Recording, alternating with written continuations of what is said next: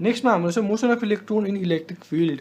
यसबाट आउन सक्ने क्वेसन कस्तो हो भने हामीले यहाँबाट इलेक्ट्रिक फिल्ड अप्लाई गर्यो अनि एउटा इलेक्ट्रोनलाई मैले यसरी प्रोजेक्ट गरेँ भने यो समट प्याराबोलिक पाथ फलो गरेर जान्छ। यो कति भर्टिकल डिस्टेन्स ट्राभल गर्यो यस्तो क्वेसनहरू हुनसक्छ। यसको पनि डाइरेक्ट फर्मुला छ यहाँ, but I recommend you to go by process. यसलाई प्रोसेस वाइज गऱ्यो भने पनि सजिलो हुन्छ। कसरी सुरु गऱ्यो भने ई इक्वल्स टु एमए गर्ने यहाँबाट सबभन्दा फर्स्टमा एक्सेलरेसनको भ्यालु निकाल्ने यति आउँछ। त्यसपछि हामीले जाने y equals to 1/2 at square. यो कहाँबाट आएको भने s equals to ut plus 1/2 at स्क्वायरबाटै आएको हो कि। हामीले भर्टिकलमा हेरिरहेको छौँ नि त, भर्टिकलमा त इनिसियली त भेलोसिटी थिएन, यो त होराइजन्टल भेलोसिटी मात्रै हो। भर्टिकल इनिसियल भेलोसिटी कति थियो? 0 थियो।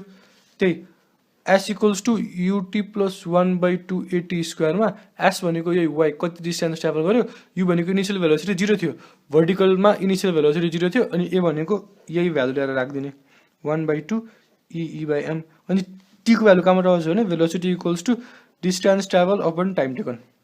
यहाँबाट t को भ्यालु आयो x/v स्क्वायर, x/v को होल स्क्वायर, सरी यहाँ v मात्रै हुन्छ। बस त्यही फर्मुला छ यहाँ, यसलाई पनि सजिलै डिराइभ गर्न सकियो। अब फोटोन्स एन्ड एटमिक फिजिक्समा सबभन्दा फर्स्टमा त energy of photons E equals to hc/λ। Rest mass of photon is also equals to 0, but kinetic mass भनेको hf/c स्क्वायर। यो कहाँबाट आएको? यताबाट आएको। यो ठाउँमा 1/2 mc स्क्वायर राख्यो। त्यसपछि आयो हाम्रो मोमेन्टमको